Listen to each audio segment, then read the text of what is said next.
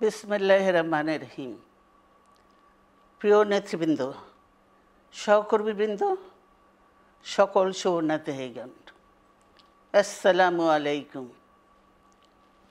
প্রতি বছর মে মাসের এই দিনটি আমাদের পরিবারে আসে এক বেদনা বিধুর স্মৃতি নিয়ে।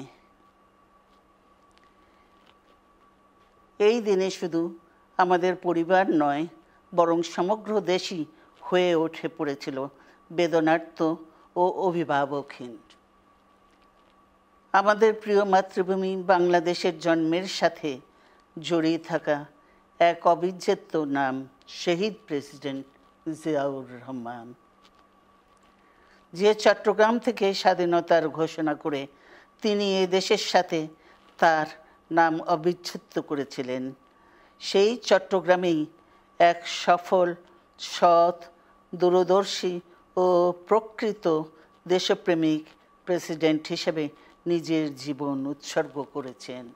এদেশে গণতন্ত্র, স্বাধীনতা, সংবাদপত্র ও বিচার বিভাগের স্বাধীনতা, স্বনির্ভরতা ও উন্নয়ন এবং নিজস্ব জাতীয়তাবাদ সৃষ্টির অনন্য রূপকার শহীদ জিয়া, যে গণতন্ত্র প্রতিষ্ঠা আর সার্বভৌমত্ব রক্ষার লড়াইয়ে তিনি শাহাদাত বরণ করেছেন, সেই গণতন্ত্র নিরবচ্ছিন্ন যাত্রা আজও বাধাগ্রস্ত হচ্ছে প্রতি পদে পদে।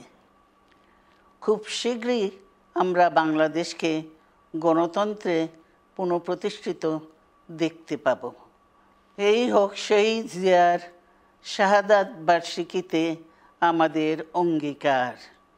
এই লক্ষ্যে সুশৃঙ্খলভাবে এগিয়ে চলার জন্য আমি বিএনপির সকল পর্যায়ের নেতা কর্মী ও দেশবাসীর প্রতি আহ্বান জানাচ্ছি।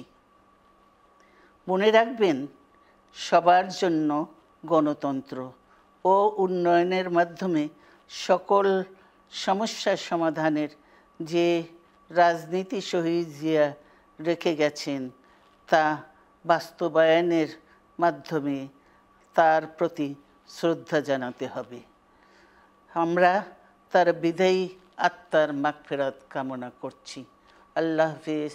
বাংলাদেশ জিন্দাবাদ।